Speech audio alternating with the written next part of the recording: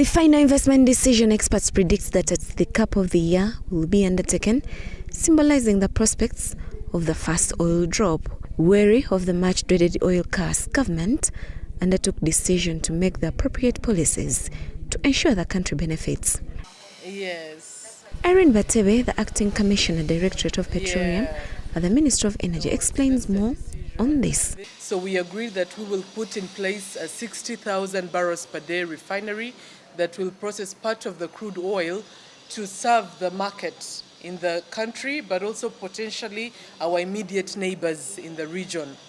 We also agreed with the international oil companies in that commercialization plan that we will put in place a crude oil export pipeline currently running from Kabale in Hoima to Tanga, Tanzania. Now that this is done, Irene says what remains is for government to fast-track the shareholders' agreement, ports agreement and the land lease agreement. Shareholders' agreement, and that is critical. It's the shareholders' agreement for all the companies that will be investing in the crude oil pipeline. So in there we have the Uganda National Oil Company representing government. We have Total as currently the lead developer.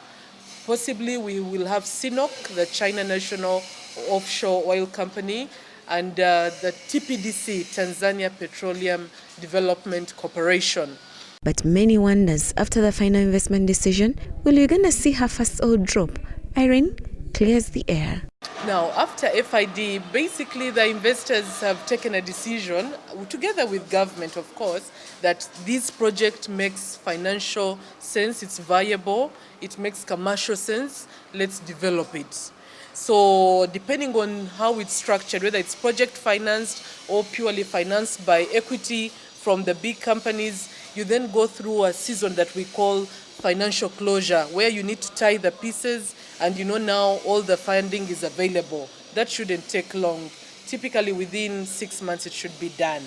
And after that you then roll out your EPC, in the sense that you now have contracted the EPC company and then you're allowing them to start. After this process, Uganda will enter into the next phase of engineering, and it's here where many will see that the oil and gas sector is about to kick off. Digging the tunnels where we are going to lay the pipe. Yes. So the pipeline in that case, we tend to call it line pipe before it's fully laid in the ground. So that is it. That is the phase where we will see real activity. People will see now the visual.